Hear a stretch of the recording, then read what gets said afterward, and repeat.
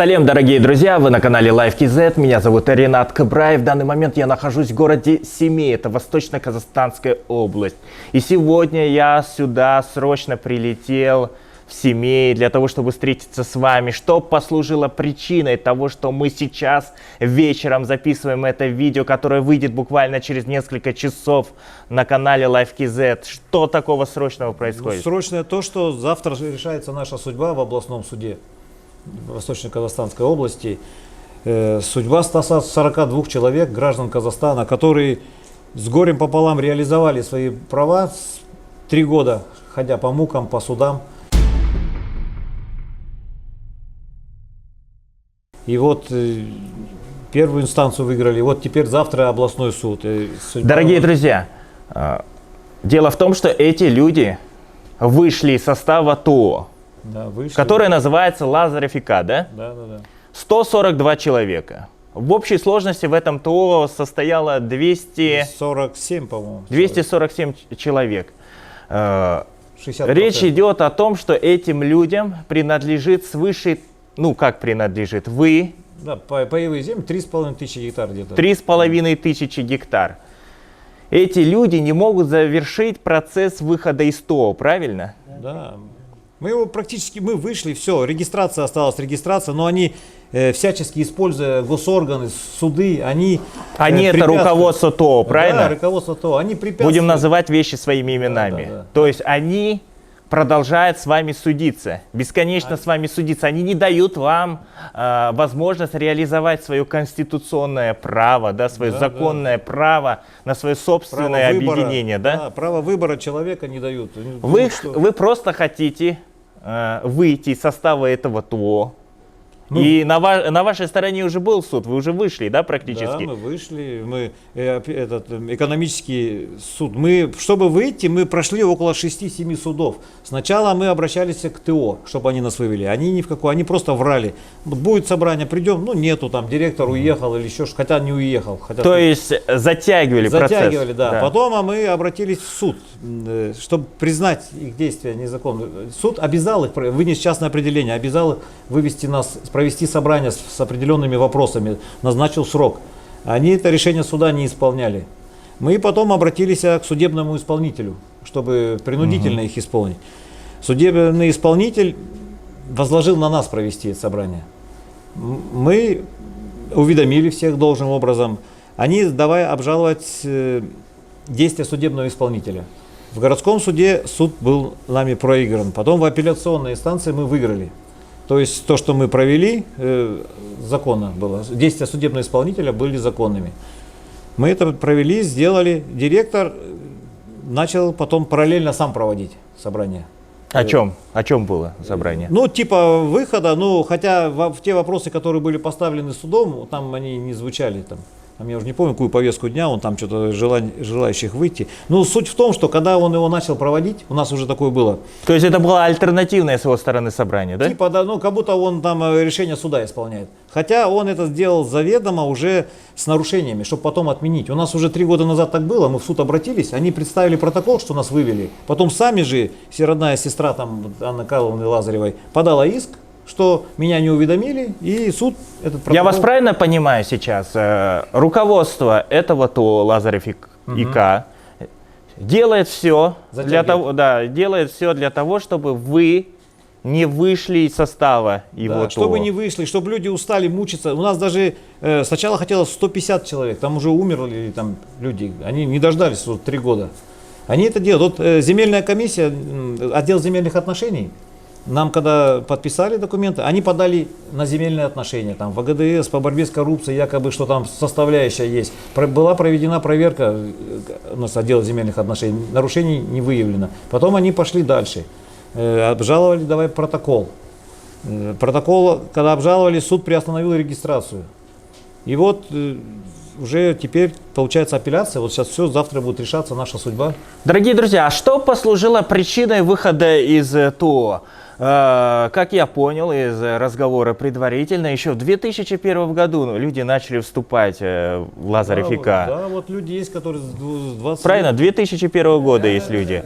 Но в 2017 году вы окончательно, как я понял, все осознали, что никакие дивиденды вы не получаете.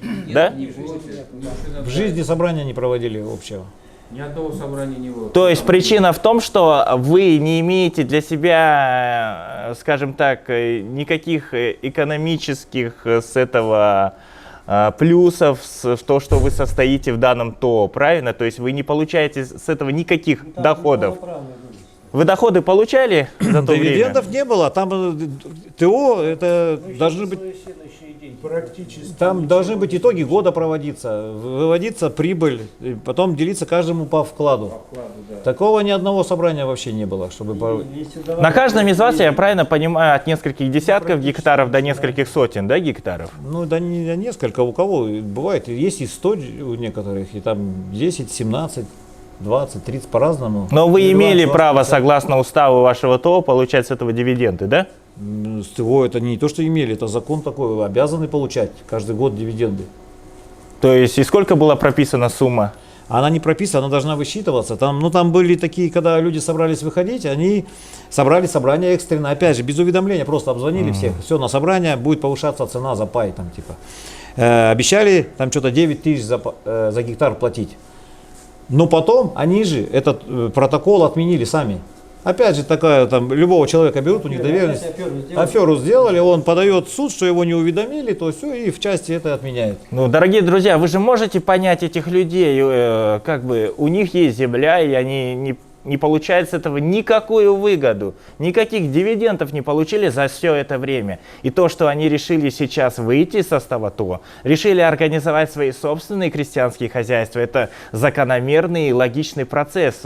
Мы его организовали, у нас уже свое крестьянское хозяйство, уже все, название Просто вы хотите Налоговая теперь до конца зарегистрирована. уже в есть. законном Конечно, порядке да, как бы уже работать, все да? сеется, все работать.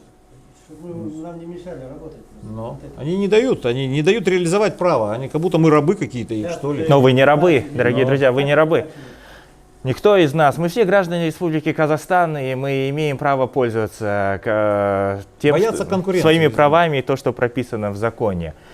Сейчас вот просто, чтобы это видео было максимально, так скажем, емким, ну и коротким, для того, чтобы не загружать зрителя, в конце мы сейчас должны обратиться, наверное, к Жакипу Асанову, к председателю Верховного суда.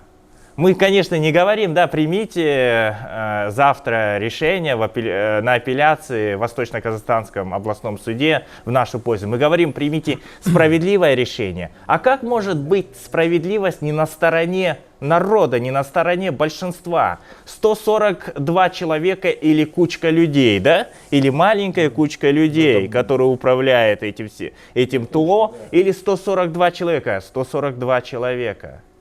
У которых есть семьи, у которых есть дети, у которых есть планы развивать свои земельные паи. Да, свой район развивать, мы не собираемся ни уезжать, ничего там. У вас грандиозные планы по развитию своих Конечно. земельных паев, правильно? Да.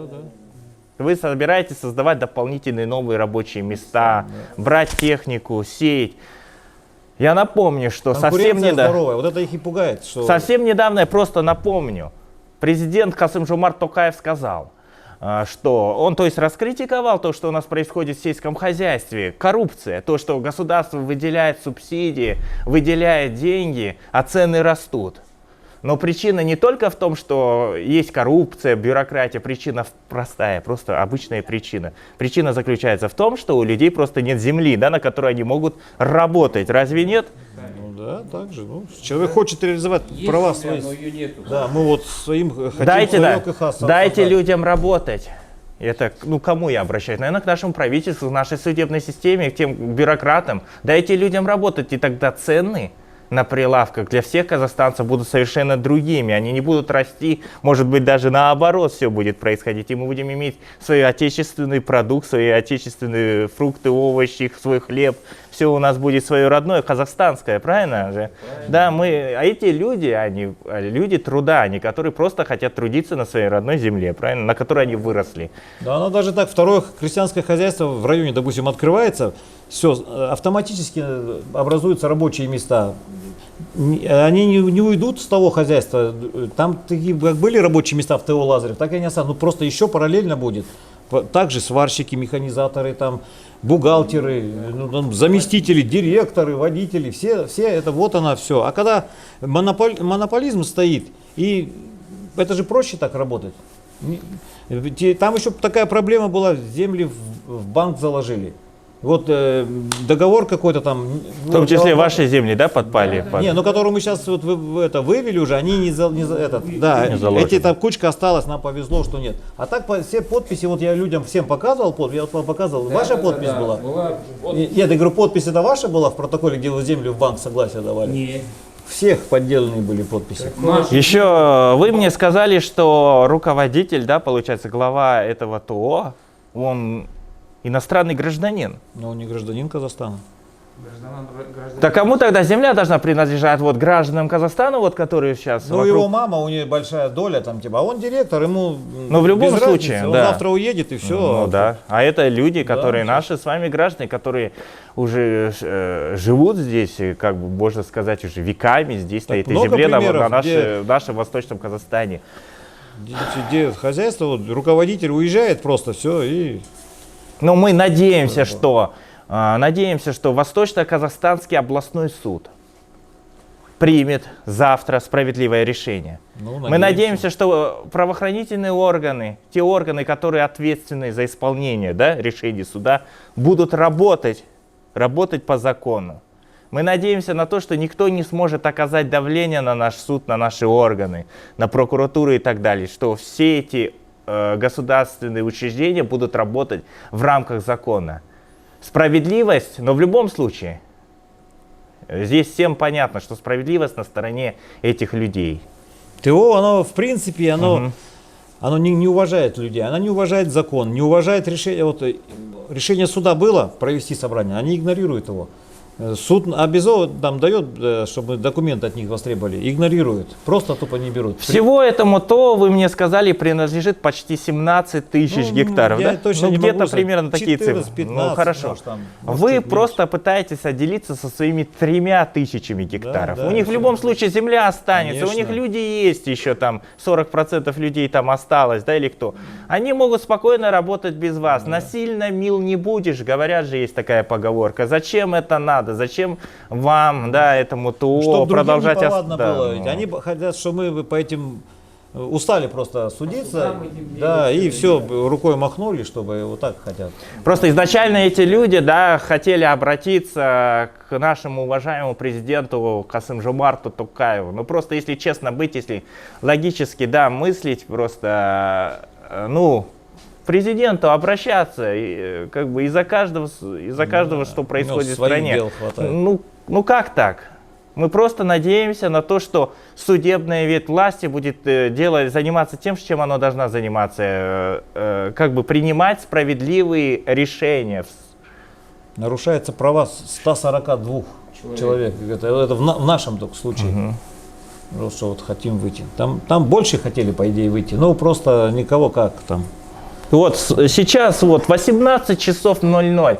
Эти люди, вот, они связались со мной буквально вчера, сказали, ну, давайте опубликуем это видео, правильно, честно говорю. Да. Давайте опубликуем это видео, давайте обратимся, сделаем это заявление срочно, за один день до суда, для того, чтобы как бы большее число людей, народ Казахстана увидел, что здесь происходит. Таких аналогичных ситуаций по стране, их множество,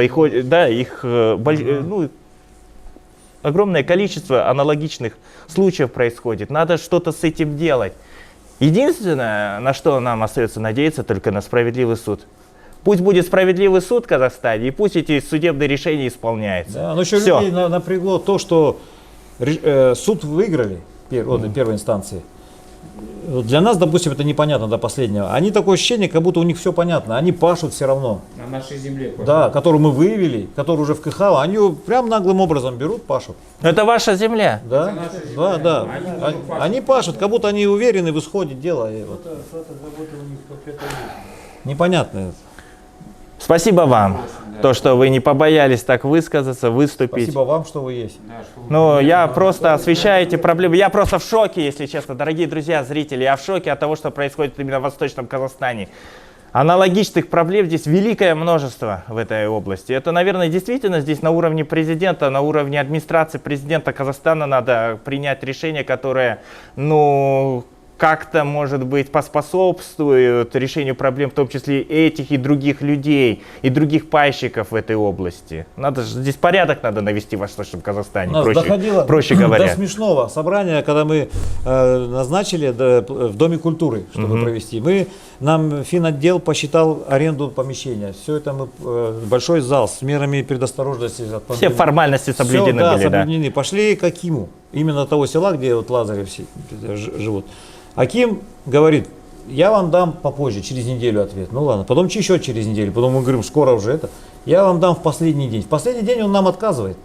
Дает нам бумагу, что якобы пандемия, текст один в один, который юрист Лазаревский, Романовский господин, в суд когда-то предоставлял. Это отписка была, да? Да, типа, что он нам ее дал, что это таким, он сейчас последствия, он за взятку сидит. Ну, я познакомился с некоторыми вашими акимами, я хорошо знаком с Акимом Красного Яра. Аким именно вот Новошульбы. там Да, с проблема Акимом Михайличенкова знаком, с Бородулихинского района. Ну, Бородулихинский Аким обещал там, как бы, посодействовать там решению проблем уже других пайщиков. Но он содействует. Да? Он что в его, мы вот тогда тоже с Дом культуры были, пошли к нему, он сразу навстречу.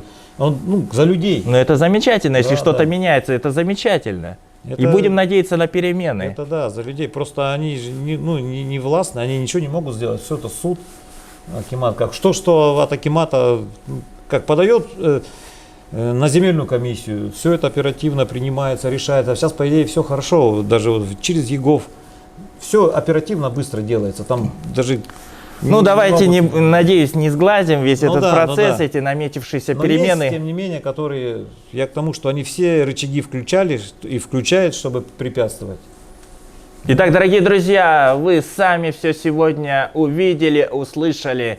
Пишите свое мнение в комментариях и для того, чтобы помочь, в том числе этим людям. Просто таких ситуаций, я как уже сказал, очень много здесь в Восточном Казахстане.